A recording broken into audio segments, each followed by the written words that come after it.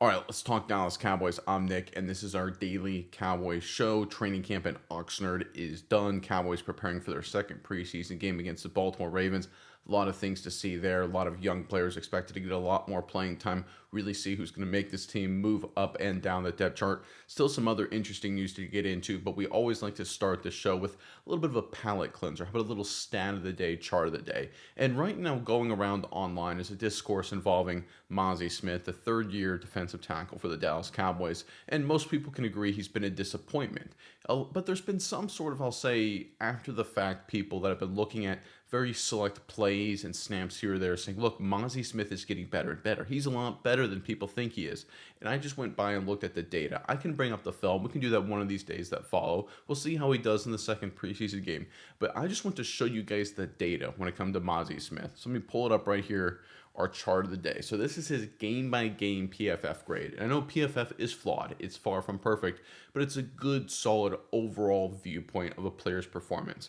So you can see those dots are his PFF grade. The PFF grade is the y-axis, and then the games going from his first game, which would be game 0, all the way to the last game, which was the last preseason game. I included the last preseason game. The other games right here are the regular season games. So if you look at his game-by-game performance, that red dotted line in the middle is what I call the dud line. If you're below that line, that's a performance indicative of a player who should not be in the National Football League. You're a practice squad guy. You're an emergency guy. You should not be playing meaningful reps. That gold line, anything between the gold and the red line, is sort of young up-and-comer line, right? This is sort of, hey, you've got flashes here or there, but you're very inconsistent. Maybe you're a rookie, maybe you're in a bad scheme, whatever it may be. Maybe you're on the downswing of your career, but this is a guy where you're okay, right? You're below average, you're mediocre is the way to look at it. And then the green line is basically, hey, you're solid, right? You're a good, solid football player. Not a star, not a superstar, but a good, solid football player. So the way to kind of look at it is anything below red is bad. That ain't going to get it done. Anything between gold and red is we should look to replace you. You can fit in a pinch in short term, but there are some issues. Anything between green and gold is replacement level. You take it. Anything green and above, obviously, that's a good thing, right? Good, solid performance, good player. What you'll notice is most of the dots fall below the dud line, the red line there. Ain't gonna get it done, guys. Look, it's not my opinion. That's just the data. You can see it right there for yourselves. How about the gold and red? That's where the second most dots are, right there. And look, again, that's replacement level. That's mediocre. Then he's got a decent amount in he's solid, he's okay, but only 2 dots in the he's a good player, right? And again, this is over 35 games. We have 2 out of 35 games where he's actually was a good, solid player. He has the vast majority of the dots right there are below the dud line. Again, this is PFF's data. You can hate PFF, and I've got a lot of complaints with how they do things. They are far from perfect. But again, just looking at the data, Mazi Smith and the film and the eye test, broadcast footage, what we hear people report on, every single data point points to Mazi Smith being a real issue defensively and not a good football player for the Dallas Cowboys. Now, you can cherry pick film. You can find 1 or 2 plays. You can find 1 or 2 games in his career where he does a lot of good things. And people will highlight that and say, oh, he's getting better. He's getting better. Folks, getting better when you have this baseline of performance, this many games in the dud line, that's not hard to do in terms of a low baseline to improve on. In fact, I don't know if you guys can see it very clearly, but you see that light blue line right there underneath that red checkered line, the dud line? That light blue line is the trend line, right? So this is his PFF grade trend line. He's actually getting worse, right? He's not getting better. He's getting worse. That's what the data says. That's what the chart says. Again, Mazi Smith, I'm not rooting against him. I hope he does great things. I hope he turns it around. But anyone who says that Mazi Smith isn't improving and getting better and figuring it out is either mistaken or just doesn't know the situation, right? I can't read people's intents. I can't read their minds. But the data, the film, broadcast, eye test reporting, every single data points to Mazi Smith isn't getting better. He's either flat at not being good or getting worse, which obviously isn't good for him or the Dallas Cowboys. All right, let's get into the news. So obviously with training camp wrapping up, we got a lot of interesting stories, a lot of sort of post-camp interviews and discussions. And this first one was an interview between John Machota and Will McClay, who I think is sort of the smartest guy in the entire Dallas Cowboys organization. And here's what he had to say about rookie defensive end Donovan Ezeiruaku. I thought this was very interesting. McClay said, a young pro who's very, very smart, who picks things up very easily, very quickly. Plus, he's got the physical ability. It's very rare you see a young guy and then whatever profession it is come in and kind of know some of the intricacies of that profession, and he knows it kind of intimately. So that's the first thing that sticks out about him. And then he's a relentless, super competitive kid. So one of the things about this, any sort of second round pick, is usually it's a first round talent, generally speaking, not all the time. It's a first round talent with some sort of severe flaw, right? Think Randy Gregory, a lot of physical talent, but obviously had character issues, got in some trouble when he was in college, right? That's sort of an example of it. Or he's a talented, let's say, running back, but his 40 time was very slow. We see those kind of things happen all the time, where you have a lot of talent and you fall into the second, sometimes the third round, because you have one or two flaws. Maybe it's an injury concern. Look at Savon Revels, a great example of it. First round talent, big time injury concerns, fell to the third round, right? That's usually how it works.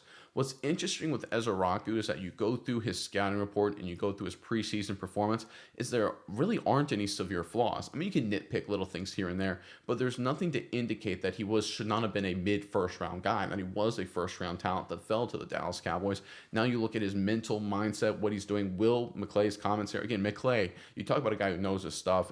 This isn't Jerry Jones talking. This isn't Stephen Jones talking. This is a guy who really knows, sort of the architect. I like to say 90% of the Cowboys' success over the past 10, 15 years, whatever success they've had, is due to Will McClay, just because of what he's done in the organization in terms of finding and evaluating and drafting guys and bringing in the right guys in, that kind of thing. In an interesting way, just a quick sidebar, I almost feel like Will McClay's success, his intelligence, actually gets the Jones family a little complacent in free agency, because they say, oh, we don't have to pay big money. Will McClay will just find someone in the second round and solve this problem. And look, it's worked sometimes, but the ownership group, guys, you got to make some moves in free agency. Anyway, going back to Ezeiruaku, I think he's just emerging as a stud, just a really good player. Now, is he going to be an all-pro his rookie season? I doubt it. But he's just a good all-around football player. You talk about a rookie that's been impressing everyone. His coaching staff, the reporters, film on him was really good. I did a film review a few days ago. Excited to see what he does going forward, right? We're going to have to see exactly how he, finalizes his game getting ready for the regular season. But he looks like just another really good find by the Dallas Cowboys. And he was a guy that, even though he was a sort of a rookie on top of everyone's mind early in mini camp, OTAs, and training camp, he's kind of slid a little bit in terms of the media buzz, just because he's steadily been good, right? We fall in love with the shiny new toy. I call it the shiny new toy fallacy. We've got guys like Childress. Oh my goodness, he's popping off. We got wide receiver Trayshawn Holden, a guy moving up the depth chart. He's doing good things. Jay Toya, what's he going to do at nose tackle, right? We have Shamar James, one of my favorite guys, right? Anyone who watches the show knows I'm a big Shamar James guy. But really, the best rookie of the bunch has always been Donovan Ezeiruaku. He has shown it game in and game out, practice in and practice out, and you can see that by Will McClay's comments. Intelligence, hardworking, athletic, execution. He's a really good player that the Dallas Cowboys got for a steal. Excited to see what he does going forward. All right, moving right along, next report from that same interview, talking about Schottenheimer. I thought there were some interesting things here. McClay said, it's been awesome because he's waited for this opportunity. He was the wonder kid before the wonder kids that never got that opportunity. So he's very, very genuine, very honest, very open. I think in 2025, with the way the world is, there are certain ways that you have to address these young men and hit them head on and treat them like men and hold them accountable and really care about people. So it's very, very uplifting to see that and see the effect that it has not only on the team, but hopefully bringing the organization together. More so, the culture is all the way through that winning culture. So he's done a great job. I'm very excited for him. Talking about culture there a little bit, I think that's incredibly important. I thought his comment about the Wonder Kids before the Wonder Kids, I think he's alluding to, the Sean McVay, Kyle Shanahan, the LaFleurs, the Zach Taylors, right? All of those guys, those young coaches, young offensive-minded guys that got a bunch of head coaching jobs, opportunities, right? Zach Taylor for Cincinnati. The joke was, he got Sean McVay a cup of coffee one day, and the Bengals offered him their head coaching job. Look, I think that's an interesting point with Schottenheimer, because it was a period in time where he was viewed, certainly with the Seattle Seahawks over a few seasons there, as a hotshot young offensive coordinator, where he was going to be the next great head coach, and it just never really panned out, never really got the opportunity. He kind of waited his time. He kind of took his lumps and, sort of figured things out, worked for a bunch of different people. Wasn't a perfect offensive coordinator, but if you look at what he's done from a culture mindset and a guy who's very authentic, always been himself, it's one of those things that I think points to him having some success in Dallas because you have to be authentic in this media market with this attention. If you're any sort of fake, you're not going to get it done. Like the media is going to see right through you. The other coaches, the players, they'll see right through you. I think we look at a guy like Schottenheimer here, who again, sometimes I think in the past actually hurt his career. He was a guy who was very staunch in his beliefs, very staunch in what he thought was right, and I think that sort of limited his opportunities. If he would have come out in 2021, 22 and said, hey, I love the Sean McVay offense, I think someone would have hired him. But he said, no, I want to do what, I like what he's doing there, but I kind of like doing my own thing here, and that probably slowed down his career a little bit, if we're being totally honest. But I think his authenticity, his culture, he is who he is a good sign. I don't think Mike McCarthy was inauthentic. I don't think Jason Garrett was inauthentic necessarily, but I think they were just more of that different era, that generation where they had become head coaches very early. It wasn't like it was handed to either of the men. Well, maybe Jason Garrett a little bit, but you look at Mike McCarthy, he's a guy that kind of got the opportunity with Aaron Rodgers and was just thrown into a bunch of success, and Brett Favre at the end of Favre's career. And listen, I'd love to be the head coach with Favre and Rodgers on my team. I think we all would, right? You'd win a lot of football games, look really smart sometimes, even most of it maybe on those two great quarterbacks. So I think a guy like Schottenheimer, who's taken his lumps and understand the good and bad and how the ugliness of winning and losing, how tough it can be, that's really important. I think it's a way you can connect with players, because there's a lot of players, undrafted free agent guys who, Childress played for Kentucky, undrafted free agent, took a lot of lumps, right? Losing a lot of games, get killed by 50 from Alabama every year for 4 years, and you keep coming back for more. It takes a certain kind of mindset to do that. And I think Schottenheimer has it, and I think it's a real authentic team building, culture building tool in his tool belt. Mil Clay also said when he talks about his current roster, I think it's a very competitive roster from top to bottom in different positions. You got a new culture that's coming in, like I'm talking about, and so part of building a team is fitting into a culture. The way the guys are doing that with Schottenheimer is bringing in, the staff's bringing in, but the guys are buying in, and when your best players are your best practice players like CeeDee Lamb, that's when you know you're doing something. So there's two big takeaways there. Whenever you hear a guy talk about we got a competitive roster, that is an enormous, massive alarm, like a huge, annoying, loud alarm saying we're not elite, right? And that's what I've been saying this entire offseason, right? The Cowboys are not a championship roster. This is 2006, 2005. Last year's of Parcells before 2007. This is 2012, 2013 before 2014. They're building. They're figuring things out. They got young pieces coming in. They've got leaders stepping up. CeeDee Lamb proving to be just an absolute superstar. You're talking about a guy worth every single penny. CeeDee Lamb is that kind of guy. I think the fact that Will McClay's saying it, Schottenheimer's been saying very similar things. We all need to temper our expectations. I'm not rooting for bad things to happen. I think it's just going to be a lot of chaos, a lot of volatility, a very middling year for Dallas. But again, CeeDee Lamb kind of stepping up and taking on that next role. He showed it last year. You talk about a man's man, just a leader guy that I'm just blown away with the injuries and the volatility and the quarterback issues last year, all the other injuries, and CeeDee Lamb fighting through, dragging this offense whenever he could. I tell you what, he's got a fan forever in me. CeeDee Lamb just earned his stripes more than any receiver in Dallas Cowboys history since Michael Irvin. I truly believe that. He, even more so than Dez Bryant. Dez could not have done what CeeDee Lamb did last year in terms of keeping his cool composure and just being finding through injury, all those things. Nothing against Bryant, but I think what CeeDee Lamb showed last year was special from his perspective. All right, quick update here from Machota. The plan is for Joe Milton to be the Cowboys starting quarterback again in the preseason game Saturday versus the Ravens. First-round guard Tyler Booker will play. That's awesome after not playing the preseason opener. Yeah, it makes sense. Gets Booker some reps. We'll see what other starters play alongside of him. Milton looking for a big bounce-back game. I think he'll do it. I think he'll showcase some improvement there. Won't be perfect. He's a developmental guy. Developmental guy, guys. Got to let him develop, but I'm expecting a little bit better improvement from performance from him. All right, so this was an interesting report talking about just what happened at camp. And I think it's very interesting so that way people understand what training camp is for. So this is what Schottenheimer said. Schottenheimer will reflect on camp in the coming days and determine what needs to be changed going forward under his watch. For now, though, he's glad this player showed up from start to finish.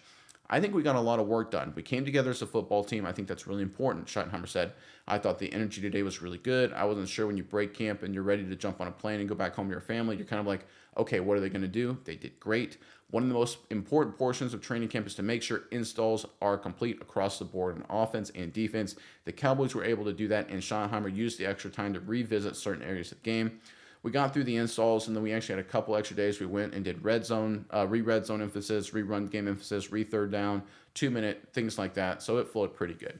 So a lot of training camp from a coach's perspective, and you can agree and disagree if it's valid or not or important or not, is just getting your playbook, your entire base playbook and all your different packages, personnel groupings, strategies, concepts, getting everything out there and installed in front of the players and getting reps, walkthrough reps, team reps, all that kind of stuff, meeting reps, get all of that time in, because the reality is because of the CBA and you're just not a lot of opportunities. And if you're not a veteran team, this is where like the Sean McVay-led Rams of the world, the 49ers under Kyle Shanahan, have such an advantage because they've been running the same kind of schemes and strategies and offenses for so many years now. The install phase and all of this, getting those reps and training camp OTAs doesn't matter nearly as much. It's where a guy like Matthew Stafford, for example, can sit out the entire training camp preseason, and he's probably going to be fine because he's been in the system for 4 or 5 years. He knows the plays, knows everything inside and out. Whereas new scheme, new strategy under Dallas Cowboys, you need to get it all in front of the players, offense, defense, install everything, all the different groupings, red zone, third down, focus on rushing a game, improving some things, right? It is a hard thing to get all of this in front of all the players, get everything installed, because once the regular season starts, it's building off that base set of plays, offense and defensively, with game plan tweaks and strategies, right? And then that's what you're practicing through the week. You're not going to go back and come up with brand new thoughts, brand new ideas. You're not going to change who you are drastically. I mean, you can make some improvements and changes along the way. Bye week can help with that, but you are who you are from a strategic perspective in training camp. That's what coaches use it for, and based on Schottenheimer's commentary, they got that done with some time to spare. So that's a good sign right there. All right, next article here. This is courtesy of DallasCowboys.com. Sort of another injury update here. Additionally, Schottenheimer added the team will wait and see on rookie running back Jadon Blue and maybe work him out pregame and see if he can make his debut with the Cowboys. Like I mentioned, Booker will make his NFL debut. Excuse me there, voice crack. And veteran running back Miles Sanders is good enough to play, according to Schottenheimer. Talking about injuries, he did not say if Sanders would play, however. That'll be interesting to shake out. I mean, I hope we see a lot more Phil Maffa, a lot less Deuce Vaughn. If Jadon Blue isn't 100% ready, I won't rush it. But if he is ready, give him a few touches, let him go through the process. Nothing wrong there. So I think overall good injury updates for the Cowboys. Moving along here, this is from the Dallas Morning News. This is just a really interesting interview talking about Schottenheimer and comparing and contrasting from the prior regime. Schottenheimer wants to set the tone quickly and believes a well-conditioned team should be fine for the stretch run during the season. One of the biggest things is the energy in practice, and you continue to emphasize the players are competing every day, said tight end coach Londa Wells, who worked for both coaches, talking about McCarthy and Schottenheimer. Whether or not you're competing to be the starter, whether or not you're competing to have a roster spot, us as coaches, in my opinion, you got to compete every day. I'm trying to outcoach every coach on the field just so I have that mindset so my guys go out there and compete, so my guys can be in the best position to be successful individually and collectively as a team. Just commenting on the competitive atmosphere Schottenheimer's trying to instill, and whether it's young guys, roster, fringe roster guys trying to move up the depth chart, coaches, just get everyone competing, higher energy environment. It's a very, very similar to Pete Carroll's environment that he had in Seattle and now with the Las Vegas Raiders. Schottenheimer, of course, worked for Pete Carroll. Pete Carroll is one of those guys where I was like, if the Dallas Cowboys hire him from a culture fit, I don't think it's necessarily a bad idea. Schottenheimer implementing a lot of that stuff, I think, is very good, because people forget this is a young team. We looked at the Dallas Cowboys under Mike McCarthy, especially 2023 and 2024, and felt, oh, they're a veteran team. But a lot of the veteran guys are gone. Tyron Smith, gone. Amari Cooper, gone, right? Zach Martin was beat up last season, right? DeMarcus Lawrence didn't play at all, right? Brandon Cooks missed a lot of time with the injuries. But those were sort of the veteran guys that had played a lot of football. But even in 2023, when a lot of those guys were healthy, they just weren't. But still was like 6 guys of the 22, starting 22. A lot of this team was very, very young, right? They want to be more competitive. They want to have the opportunities to move up. Like, it's one of those reasons, if you look at a big corporate office today, if there's a slow, stodgy company, a big behemoth like IBM, are you going to attract really vibrant, young, energetic engineers to go work at IBM today? Probably not. Where are they going to go? They're going to go for the Teslas or the open AIs or whatever, where there's a lot of competition, a lot of juice, a lot of buzz flowing right now. The Dallas Cowboys, young football team in 2024, young still in 2023, but they had an environment, a coaching staff that was much more of an IBM mindset. We're kind of, not want to say old and stodgy, but that's who we are. We're going to be very methodical, deliberate, cater to the vets a little bit. Whereas the Cowboys, even now, are even younger, having that competitive, juicier, kind of get the blood flowing environment, I think it's good for them. And finally, on that same article, this is a long read here. I think it's a very interesting strategic decision by Schottenheimer. I won't read the whole thing. I'll hit the high points. 7-on-7 drills aren't mainstay in football. There are 7-on-7 high school tournaments. They're used to help with the timing aspect of the passing game. Schottenheimer used to be a believer, but not anymore. I'm not a big 9-on-7 guy. I'm not a big 7-on-7 guy, he said. So 9-on-7 used to be called inside drill. I think some people probably still call it. That's basically where you have the 9 defenders that could play the run against the 7 offensive players. So basically it's just inside running. There's no corners or wide receivers, essentially. That's why I call it when I played inside run.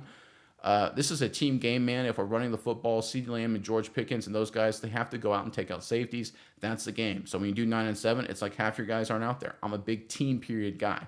I love that, by the way, a big team period guy. One of the things I hated about inside drill in college and 7-on-7, and when the receivers and defensive backs would do 7-on-7, and then the offense and defensive line would do one-on-one pass rush and other one-on-one drills, I always hated that because that's not how the game is played. The game's not played one-on-one where everyone knows the pass play. The game is played where there's some variability. There's a chaos. There's 21 other guys on the field with you. You got to live and thrive in that chaos. I think getting used to that environment, 7-on-7 to me was sort of like, hey, listen, we get to work on something, right, without people getting hurt, and there's some value there. But when you actually get into training camp and practicing, 7-on-7 to me is a terrible way to get ready for the game. I always say you model game performance for it in practice, and you want to make the practice environment as similar to the game as possible. You do that with team drills. It doesn't have to be full speed. It can be a walkthrough, but get 11 guys on the field working together, being around together. That's the right approach. Just on that similar vein, later on in the report, he says another interesting change is the lack of deep balls and one-on-one drills. Schottenheimer doesn't mind it, yet it's almost a waste because receivers and corners have to get back to the line of scrimmage and you have to set up for the next rep, whereas a team drill rep could have been conducted instead. The Cowboys did attempt deep throws in practices, but the old one-on-one, man-on-man drills were eliminated early in camp. Throwing go balls and then coming back and throwing a post and routes on air, it's not smart, Schottenheimer said. You just worry early on in camp about potential soft tissue, things like that. That is one of the more interesting thoughts I've ever heard, but it makes sense, right? Why would you waste going deep vertical routes in non-team period atmospheres, right? If you're a quarterback throwing a go ball in 7-on-7 or one-on-ones, no one's in your face. You can sit in the pocket, throw it deep. A receiver, right? Same kind of concept. You want to take advantage of those opportunities in team. You want to work on those things in team where the quarterback's going to be under pressure. He's got to get rid of the ball in 2 seconds, get that timing down. In a receiver, if it's one-on-one or 7-on-7, listen, you may not be worried necessarily about the safety taking your head off, right? In a team drill, you're going to be worried about that, just like the quarterback's worried about the pass rush, just like the corner covering you is worried about maybe it's not a vertical route, maybe it's going to pivot back to a comeback or something like that. Getting more team reps, and also I love the usage of time. He says, listen, is it worth the time to get a vertical rep in one-on-ones and then wait 10 seconds for everyone to come back? I think that's really important to understand because it's all a matter of reps. You're so capped and so limited by the collective bargaining agreement. You're trying to squeeze in as much reps as possible in practice to get ready for the season. These go balls and one-on-one, these vertical deep throws and 7-on-7, they take, if you add up all of that time, that the run back to line of scrimmage, all that kind of thing, get reset, you can make an argument that that's at least a couple plays in team period every single day. You do that over the course of an entire training camp. You're talking an extra practice or two the Dallas Cowboys may have had versus other teams or other years they've had in the past. And who knows, that extra practice or two may be the difference between getting a young guy like Booker ready, getting a guy like Ezeiruaku more reps, or getting the quarterback more familiar with the offense, whatever it may be. That can add up over time. And I think it's very important and very interesting that Schottenheimer is focusing on that kind of stuff. All right, that's all the news for today. Like I said, a little bit slower day because training camp broke up. But let's get into the comments from yesterday. A lot of great comments as always. This first one here is from Delta704, regular commenter. I started watching Vach at the beginning years and years ago. You and Locked On Cowboys are my 2 new favorite shows to watch. No, thank you. I appreciate that. I don't know exactly what Vach is. I would assume it's just another Cowboys channel or creator, but thank you. I appreciate the praise. Thanks for commenting. Albert P. Sykes, I talked about yesterday. I replied or mentioned his comment in the show about the Bills being negative in the cap and still signing Cook. And I said, listen, the salary cap doesn't matter right now because it really only matters at the beginning of the league year in March. And also, we look at what the Bills do. Do we want to be Buffalo? I mean, they're known for postseason performance. If the Buffalo Bills played in Dallas, they'd be all over the media as being chokers. And here's what Sykes said today, or yesterday, excuse me. I agree about Buffalo wholeheartedly. I just use that for those who continue to use the Dak narrative. Great job breaking that down. Thanks. Appreciate that. And thank you for the comment. All right, this next comment is from Dan DeTola, regular commenter. Thank you very much, Dan. He commented, all right, we're looking to fix the one tech problem. Pittsburgh comes to you with this offer, Cam Hayward, next year's 2 and our third, 2026 first, and we give them Micah. What's your thoughts? I don't do the deal personally for a couple reasons. One, I think Cam Hayward is more of a 3-4 defensive end, that 4-eye technique right on the outside, head up on that offensive tackle. The Dallas Cowboys run that 4-3. If he's any sort of analogous move would be to me be like a 3 technique inside. To me personally, I don't think he's a run stuffing nose guard in terms of how he wants to play the game. Not that he couldn't do it. I just think that wouldn't be a great usage of his skills, and the Cowboys already kind of have a good 3 technique in Oso Odigizua. Not that Hayward isn't a good player, but I don't think that's a direct correlation. In terms of giving up and what you would surrender, I think that's not enough. Look, the hypothetical trade for Parsons for me, if it were to happen, would be 2 number 1s, 2 number 3s, and a quality front 7 player, like a good front 7 player. And that sort of gets you in the door, right? If I was the Cowboys, I'd ask for a lot more. But to me, that's what you get. You get a good, young, defensive young player, ideally on a much cheaper contract, but has played a few years, kind of knows the game a little bit, already has some baseline performance. Then you get 2 first-rounders and maybe a second and a third with it. That, to me, sort of is the minimum you get with Parsons, right? And I think that's what the Cowboys have been. I mean, they're saying they're not going to trade Parsons, but that's basically what's been put out there. Like, listen, unless you do a Herschel Walker deal here, it ain't going to happen. So that's where I stand on that. David Dobbins 5887 posted, we'll know after game 1, first time head coach and first game of the season, first NFL game of the year against the reigning Super Bowl champion, our division champion, our hated rivals, and it's at their house. Many rookies and near rooks starting, many starters out injured and all playing new schemes, so we'll see. He doesn't have to win, he just has to be a coach. In my honest opinion, 20-37 or 2037, maybe that's a timestamp there. Yeah, I think it's we're gonna know week 1 a little bit, but I would not overreact to week 1, right? Because if you look at the Cowboys, the way their team is structured, they're still very top heavy. So if Diggs is out, Jalen Guyton, Tyler Guyton, first round selection is out. Maybe some other injuries as well. No depth in the secondary, right? Micah Parsons, if he's extended, first game back after missing training camp preseason. Eagles riding high, Super Bowl in Philadelphia. I would, new offensive scheme, all the stuff you mentioned. I would pause that first game. I think that first game is going to be a tough game for Dallas, personally. I think September is going to be a tough month. But let's just bide our time, work through it, and get better and better. Remember, Bill Parcells in 2003 got smacked by the Atlanta Falcons early, and I think that was after Michael Vick got hurt. It was the backup quarterback. The Atlanta Falcons ended up being terrible. Cowboys' great Dan Reeves got fired after the end of that season, but the Cowboys ended up going 10-6. So this is going to be that kind of year for Dallas, I think, where September is going to be rough. Let's see how they do over the course of the months that follow. Hoxton0932 commented in response to the Cowboys being the most valuable franchise in the NFL by a lot. He said, do we really care how successful the Cowboys are doing as a brand or business? I don't just want a championship. Yeah, I mean, I agree with you. I want a championship too, but the question is, if you're the business owner of the Dallas Cowboys, you want a championship, but you also want to make a whole lot of money and be extremely valuable. And you can make an argument, this was my point yesterday, that Jerry Jones, as the CEO of the Dallas Cowboys, or whatever his job title is, the owner, his fiduciary responsibility is to the shareholders, which include his family and whatever minority investors there are. And so by creating more value for the shareholders, he's doing that. And that's clearly what he's done. If he sacrificed that to win a championship, that would be actually against his fiduciary responsibility. Now, I'm not saying that he couldn't do that or other owners don't or won't, right? The NFL is not like these NFL teams aren't publicly traded or anything like that. But there is an argument to be made that he is the best GM owner in sports based on that principle alone. From an economic side, I'm not saying he is. He isn't, very clearly.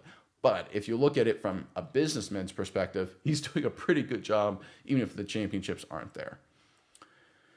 Dad VR Dab R VST06 commented, this front seven can't stop the run. Probably not. We'll have to see. Again, we're looking for just okay. Not looking for great. We're looking for, the point I've been making before, we want to see the Cowboys, when healthy, go from like 30th against the run last year to 20th, right? Still not going to be good, but just improvement. That's what we want to see. Art Vanderlei 6974 posted, imagine how much the Cowboys would be worth if the owner actually cared about football.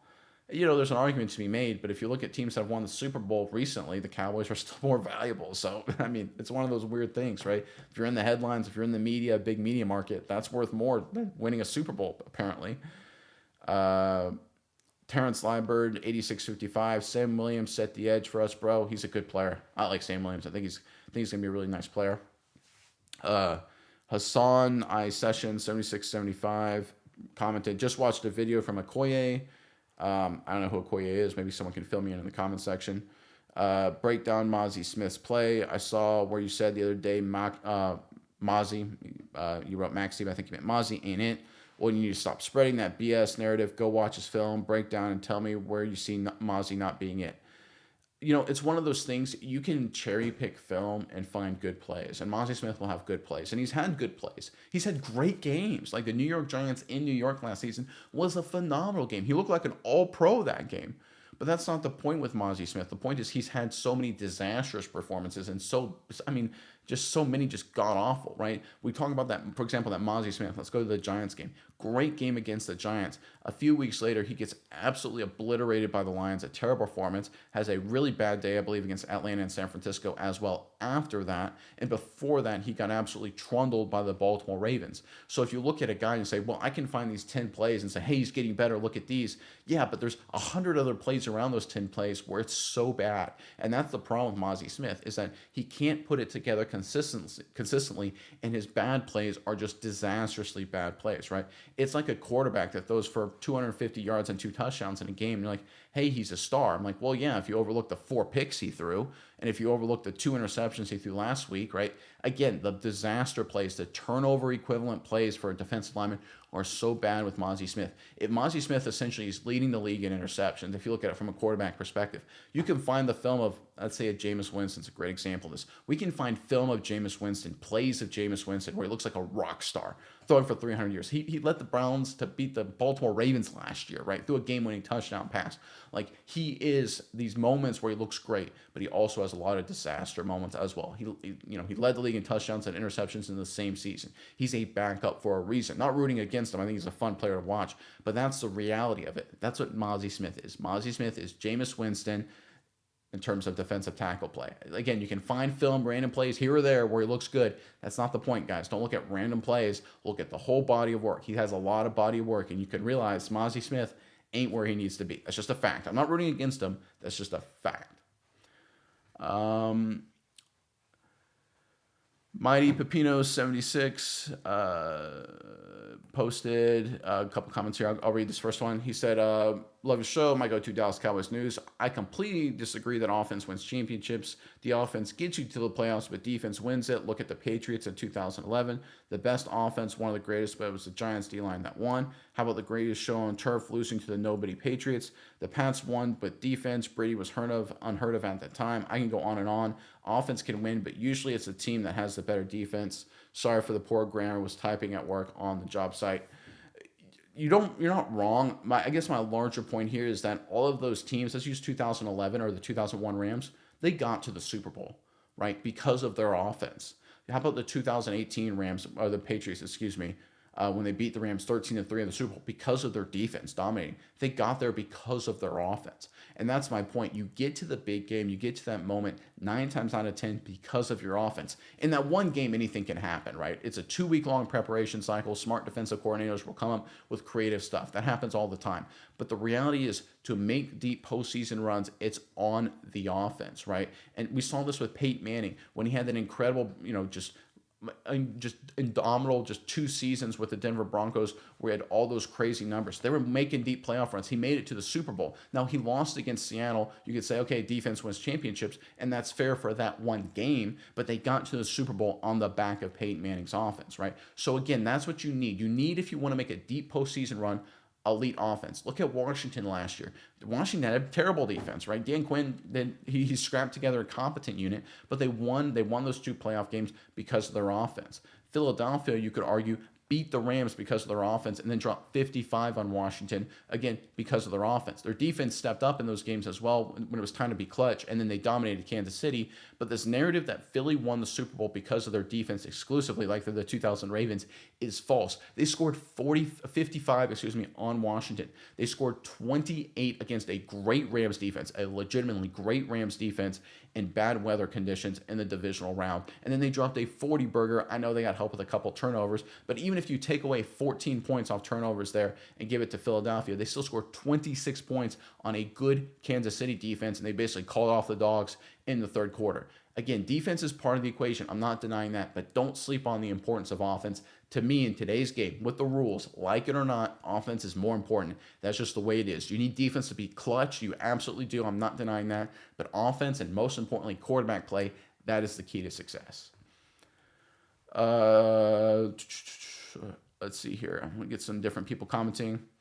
William Morrison, 1889, commented, it sounds like they're working on a trade with the Jets for Tolbert and a defensive tackle. That would be interesting. I'd like to see that. We'll have to see if anything happens there. Johnny W, 8071, commented, I've been saying since the draft, it's the Blue Mafia. Jaden Blue, Phil Mafia. I like it. We'll see if that catches on, but I think that's actually really clever. I may steal that, Johnny. So Blue Mafia. I like that. Blue Mafia. That's pretty good. I like that. Take an all bet 7255 commented Josh Allen is overrated. I don't think Allen is overrated. I think the Bills organization, Brandon Beane, their head coach Sean McDermott, is severely overrated. They got Hall of Fame quarterback and an easy division, and they can't do anything. Keep losing in the playoffs. I mean, come on, get it done, right? This is, let's be critical. If we're gonna be critical of the Cowboys, be critical of the Bills. Uno only one said we need better safeties. Yeah, I don't disagree. That's part of it. I've got some concerns about Donovan Wilson. I just don't think it's the most important need, right? It's sort of hey, when we get there, we'll get better. But defensive tackle is a huge problem. Cornerback depth is a huge problem. Obviously injuries at linebacker with Overshown. So I agree, safety is still not great. But again, Cowboys defensively have some issues, of course. But I think it's just not the most pressing need for Dallas. This is from JCogs84.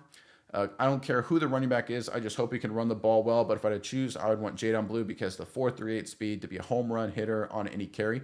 Great point, right? If you look at the Dallas Cowboys' explosive plays in the running game the last couple seasons, non-existent. You look at 2021, 2022, especially Tony Pollard gave him a lot of explosive plays. Heck, even 2020, the second half of that season, Pollard had some really nice explosive runs emerging for the Cowboys. They had almost none of it in 2024 and had really pretty much zero in 2023 as well, even though they were very, very good. I think having that explosive element, that home run hitting capacity is going to be really important because the Cowboys haven't had that at the running back position in a long time. Great comment. Henry Williams, 2379. The Eagles won the Super Bowl last year on defense. What are we talking about? Again, that's just a narrative, but and their defense is great. Don't get me wrong. That's just not true, right? They scored 28 to beat the Rams in bad weather. They dropped 55. If their defense gave up 23 points to Washington, right, and that's with a bunch of takeaways. If the Eagles offense had a halfway bad day against Washington, they would have lost. If the Eagles offense would have had a halfway bad day against the Rams, they would have lost, right? There's also an argument to be made that even though the Eagles defense had a bunch of turnovers, it was the efficiency and the just methodical nature of the Eagles offense in the Super Bowl that gave them an early lead. The turnovers made some plays, and then the Eagles offense put the dagger in them and buried the game. It was complementary football, offense and defense. We look at the Eagles and we say it's a great defense, and they are a very good defense, but they scored 28, 55, and 40 over the last 3 playoff games. That doesn't sound like a defensive football team to me. They were good all around. Defense was good, but offense was good too. They scored 55 in the NFC Championship game, guys, an NFC Championship record. Offense wins you playoff games. Look at the Cowboys. I'm going to say this yesterday. I'm going to say this again. Defense did great in 2022. Held the 49ers to 19 points. Cowboys lose. How about 2021? Defense did okay, not great, but okay. Held the 49ers to 23 points. Cowboys lose, right? I know we look at 2023 and that playoff debacle, but that was both offense, defense. That was a total disaster. But if you look at other moments, 2019, week 16 against Philly, defense holds Philly to 17 points in a must-win game. Dallas loses. It comes down to the offense the majority of the time. Not all of the time, but the majority of the time. And the quarterback play is a critical part of that. You've got to score more points than the other guy. It's today's NFL. It's not 1998. It's not 1978. It's not 1958. It's 2025. You've got to be able to score and score a lot to win. All right, I think that's all the comments I can get to today. Really long show today. Wow, guys, you guys had a lot of great comments. Keep them coming. I love talking with you guys with all your commentary. You got some good insight. So again, feel free to fact check me, by the way, if I got anything wrong. I always appreciate that. I get a good fact check every once in a while. I'll shout you out. I try and be as accurate as I can, but I am far from perfect. Look, getting ready for the next preseason game Saturday. A lot to see. Booker's coming into the fold. He's going to be a great guy to break down World Shade on Blue play. We'll have to see there. Milton hoping a big step improvement. A lot of young guys. Zion Childress, Shamar James. Are you going to keep getting better? A lot of great stuff to see for the Cowboys there. But until next time, I'm Nick, and this is Saturday Morning Inspection.